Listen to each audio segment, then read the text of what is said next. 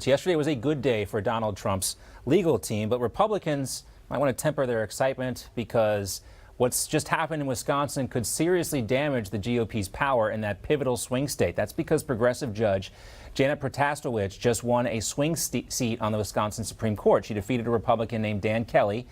Kelly raised a little more than $2 million for his race.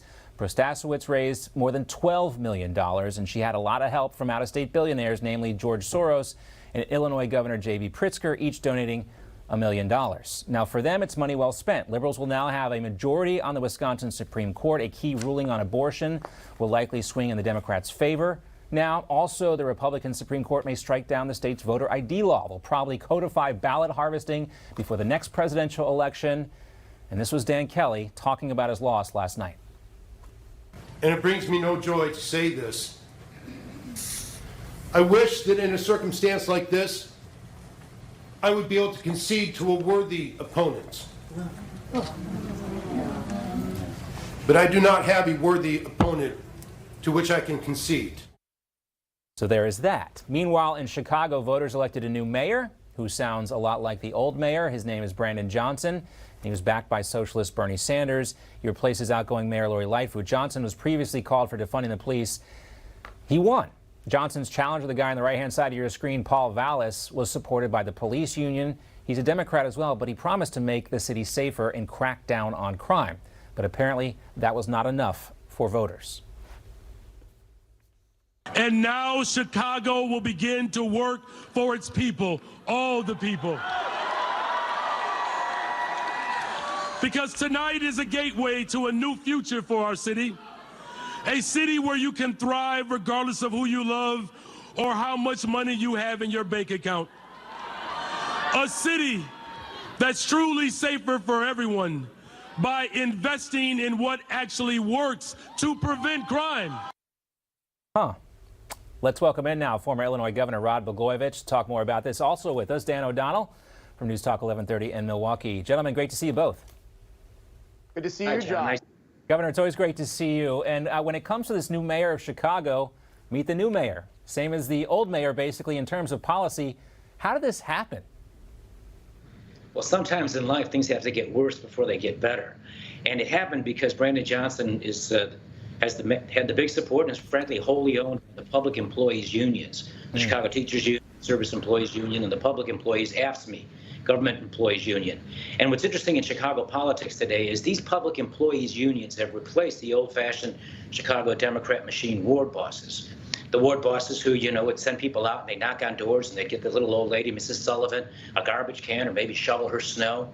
But these people instead are their constituents, the public employees unions constituents are the members of their unions, not the people in the neighborhoods. And they're insatiable tax eaters. They're all about raising taxes on the people in the neighborhoods, on the businesses. Brandon Johnson ran on a platform of raising $800 million in new taxes that talked about defunding the police, has said over and over again that he wants to hire more mental health workers to replace police officers who've left the police force. So these are dangerous times in Chicago. My hope is that some of the things that he talked about, maybe the better angels of his nature, perhaps maybe his better judgment might kick in and he might get some responsible people around him to get our city back on where it ought to be. And that should be a place where people can be safe and taxes are not too high. Yeah, we'll see about that. I mean, obviously, the concerns of the teachers' unions and the public sector unions more important than the concerns about all the kids that get killed every weekend in Chicago by gun violence and the 25-year high record crime that we're seeing there. As it goes for Wisconsin, Dan, instead of a Soros-backed prosecutor, we now have a Soros and J.B. Pritzker-backed Supreme Court judge. Yeah, there was an incredible amount of spending in this race. In fact, it is the single most expensive judicial election in the history of the United States of America. And there was no real surprise that it was going to be. This was for control of the Wisconsin Supreme Court. Wisconsin very well could be yet again the pivotal state in the 2024 presidential election. And as you said in the intro, John, it is very likely that voter ID will immediately be challenged as soon as the liberal Janet Protastowicz is seated on this court. We just had a big ruling last summer prohibiting ballot harvesting. I would expect that will be revisited. And about a decade ago, to the governor's point about the power of public employee unions, you might remember Scott Walker actually faced a recall election for his landmark Act 10 reforms, which actually gutted the power of state employee unions. There is already talk that that will be overturned with this new liberal majority, not to mention the fact that we could actually have Wisconsin's electoral maps that are actually redrawn to potentially reshape the balance of power in the Congress. So all in all, it wasn't just a bad night in Wisconsin. It was downright devastating, not just for this state, but for the entire country, potentially. And I'm going to have to cop to butchering her name. I'm still working on that. Protasewicz. Everyone does. Protasewicz. I'll work on that. Let's talk about the Trump case here in New York. You know, Governor, you're just one of the many Democrats now blasting DA Alvin Bragg, and we can't help but point to some of the similarities between your case and President Trump's case, including the absence of an actual crime. Now, before we talk about Trump, I just want to play that infamous audio clip for context here. Take a listen. I mean, I've got this thing, and it's golden, and I'm just not giving it up for nothing. Now, that was spicy, and everyone read into it, but there was no smoking gun. There was never actually anything proved by the prosecutor that you received as a result in terms of cash or favors or anything like that that is illegal. Still, you spent 8 years in jail.